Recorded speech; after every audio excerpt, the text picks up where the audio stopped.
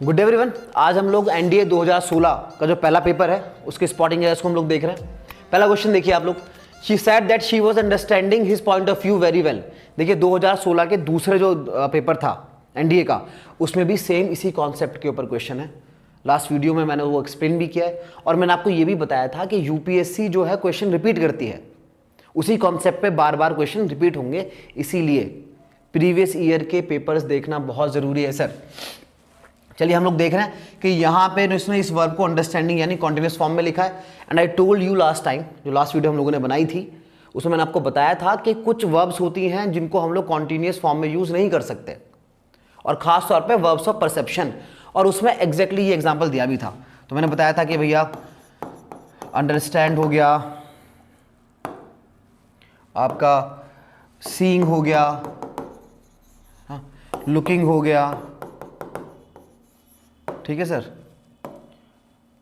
Loving हो गया। तो ये कुछ ऐसी वर्ब्स हैं, वर्ब्स ऑफ परसेप्शन होती हैं, वर्ब्स ऑफ सेंसेस होते हैं, है ना।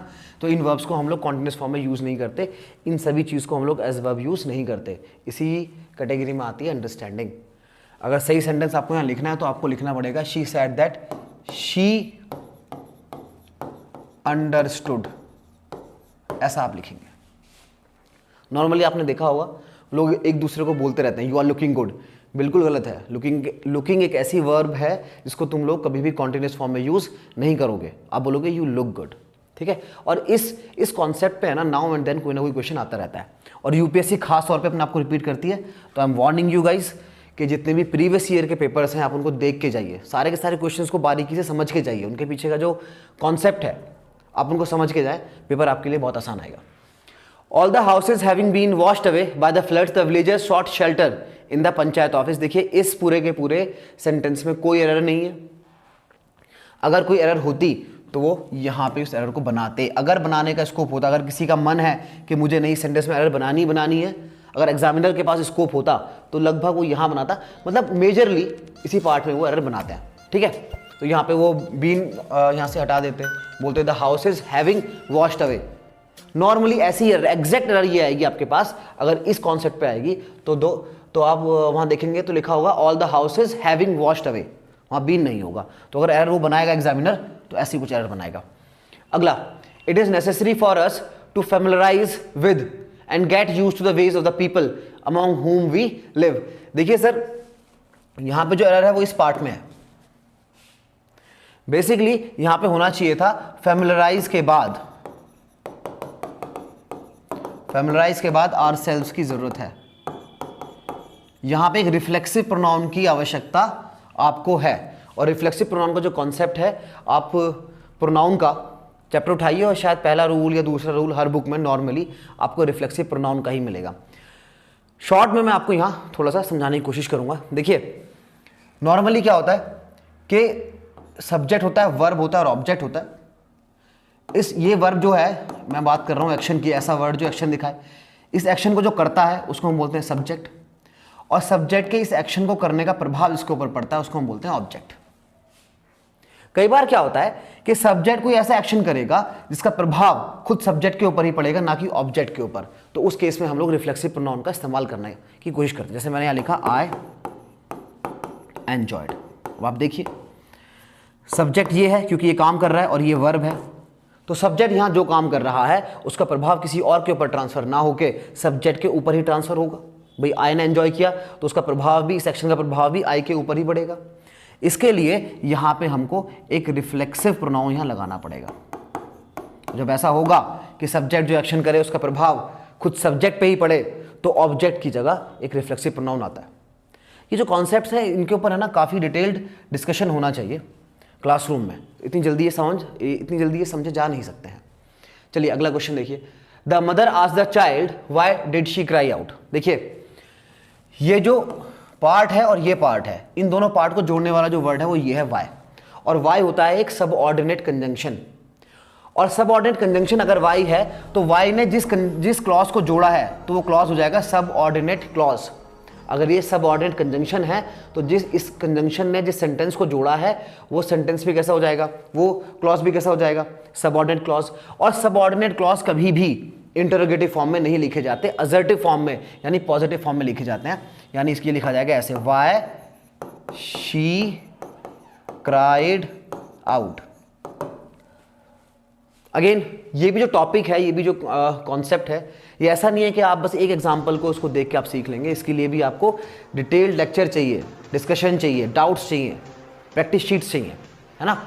चलिए अगला क्वेश्चन हम लोग देखते हैं। Had I not taken ill, I would have sent you my research paper much earlier। देखिए इस सेंटेंस में जो एरर है वो यहाँ है, had I not taken ill नहीं होता, had I not fallen ill होता है। तो यहाँ taken की जगह fallen आ जाएगा।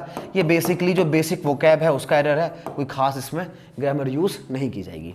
अगला क्वेश्चन देखिए अगला क्वेश्चन है हमारा, I asked him that why he was angry but he did not answer। देखिए यहाँ पे सेंटेंस के इस पार्ट को और सेंटेंस के इस पार्ट को जोड़ने के लिए हमको एक कंजंक्शन चाहिए। कंजंक्शन हमको लेकिन एक ही चाहिए, यहाँ दो नहीं चाहिए। देखिए यहाँ पे दो कंजंक्शन का इस्तेमाल हो रहा है, दैट का और वाई का। तो हमको यहाँ से हटाना पड़ेगा और अच्छा ये रहेगा कि हम यहाँ से दैट हटा दें। I asked him why he was angry but he did not answer. इसका मतलब क्या है कि एक पार्ट में इसमें एरर है। चलिए अगला question, the barn owl helps the farmer by destroying rats which could if left unchecked do a lot of damage to the crops. बिल्कुल ठीक है, कोई एरर सेंटेंस में नहीं है। अगला क्वेश्चन देखिए आप, he had gone home 3 weeks ago. देखिए ये टेंसेस का एक बेसिक सा क्वेश्चन है और टेंसेस है ना बहुत डिटेल में पढ़ने का फायदा ये है कि एक क्वेश्चन इसका 100% श्योर है कि आप एग्जाम में देखेंगे। ऐसा हो ही नहीं सकता कि टेंस पे बेस्ड कोई एरर आपको एग्जाम में ना मिले, या अगर एरर भी ना मिले तो सेंटेंस इंप्रूवमेंट में आपको मिलेगा। सेंटेंस इंप्रूवमेंट में भी आपको नहीं मिले टेंसेस तो क्लोज टेस्ट में आपको वो मिलेंगे। टेंसेस बहुत इंपॉर्टेंट है, 2 या 3 क्वेश्चन किसी भी एग्जाम में आप मान के चलिए कि टेंसेस के ऊपर ही आएंगे।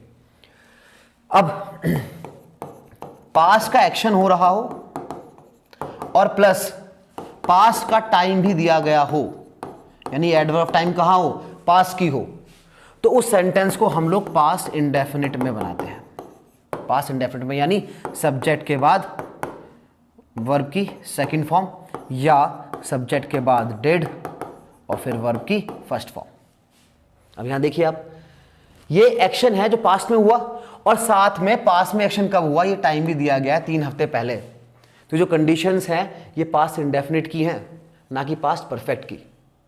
समझ में आ रही है आपको बात। तो इसलिए जो सेंटेंस है सर ये पास्ट इंडेफिनिट बनना चाहिए और यहां लिखा होना चाहिए ही वेंट होम। यहां लिखा होना चाहिए क्या, he went home 3 weeks ago. I am hoping आपको ये बात समझ में आ रही होगी। चलिए अगला क्वेश्चन देखते हैं हम लोग, we must sympathize for others in their troubles. देखिए ये एक प्रीपोजिशन का एरर है। सिंपैथाइज जो है वर्ब, इसके साथ जो प्रीपोजिशन आनी चाहिए वो विद आनी चाहिए, फॉर नहीं आनी चाहिए। इसके ऊपर किसी डिस्कशन की, इसके पीछे किसी कॉन्सेप्ट को जानने की कोई जरूरत नहीं है। प्रीपोजिशन जो होती हैं बेसिकली आपको बस पता होना चाहिए। जैसे डिफरेंट के साथ फ्रॉम आता है, ओल्डर के साथ देन आता है, एल्डर के साथ टू आता है। तो बस these are certain facts that you must know, आपको बस पता होनी चाहिए, बाकी कुछ नहीं है इसमें। The scientist in America are trying for long. देखिए ये भी एक क्वेश्चन आप देख रहे हैं, एक ही पेपर में टेंसेस के ऊपर बेस्ड 2 एरर्स आए। ये भी जो एरर है ये टेंसेस का है। यहाँ देखिए अगर आपके पास देखिए आप यहाँ देख रहे होंगे कि यहाँ पे टाइम रेफरेंस आपको दिया गया है कि बहुत टाइम से वो कोशिश कर रहे हैं। अगर कोई काम लगातार चल रहा है और साथ में आपको साथ में टाइम भी दे दिया जाए कि भाई टाइम रेफरेंस कब से चल रहा है, ये इंफॉर्मेशन अगर आपको सेंटेंस में गिवन है कि कोई काम लगातार चल रहा है और कब से चल रहा है। एग्जाम्पल के लिए देखिए राधा गाना गा रही है, इस सेंटेंस में जो इन्फॉर्मेशन आपके पास बस इतनी है कि कोई काम लगातार चल रहा है, टाइम का यहाँ कोई रेफरेंस नहीं है, तो मैं इसको सिंपल प्रेजेंट कॉन्टिन्यूस में बनाऊंगा। Radha is singing a song. बात समझ में आ रही है आपको, राधा गाना गा रही है। इस सेंटेंस में जो आपके पास इंफॉर्मेशन है बस ये है कि एक काम लगातार चल रहा है, कब से चल रहा है, कब शुरू हुआ, ऐसी कोई इंफॉर्मेशन आपके पास नहीं है। लेकिन अगर मैं इसी सेंटेंस में इंफॉर्मेशन जोड़ दूं कि राधा 2 घंटे से गाना गा रही है, तो आपको फिर ये परफेक्ट कॉन्टिन्यूस में बनाना पड़ेगा। Radha has been singing a song for 2 hours.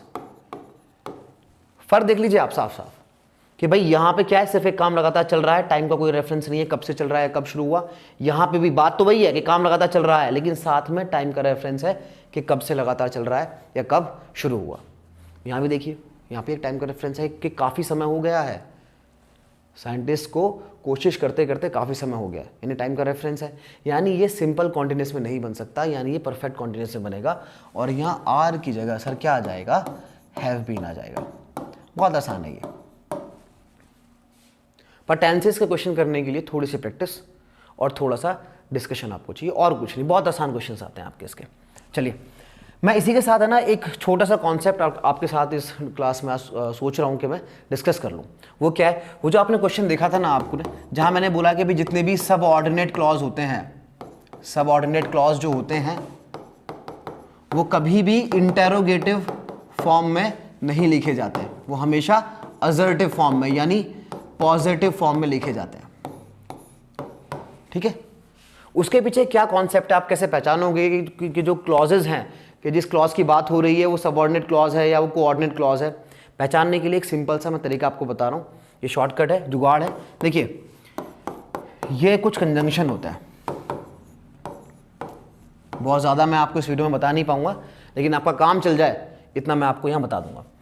ये कुछ कंजंक्शंस हैं, F for, A for and, N for nor, B for but, O for और, यट एंड सो।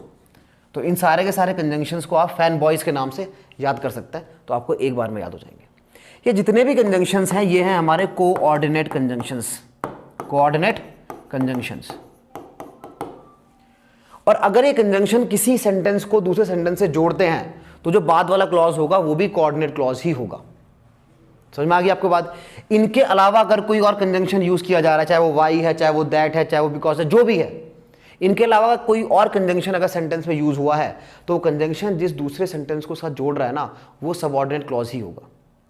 और जैसे मैंने आपको बताया ही है कि जो सबऑर्डिनेट क्लॉज होते हैं वो इंटरोगेटिव फॉर्म में नहीं लिखे जाते, वो हमेशा पॉजिटिव फॉर्म में लिखे जाते हैं। तो मुझे लग रहा है कि this will help you lot उस क्वेश्चन को समझने में। आप एक बार रिवाइंड कीजिएगा वीडियो को और उस क्वेश्चन को दोबारा देखिएगा तो शायद आपको ये बात समझ में आएगी। Thank you, have a good day.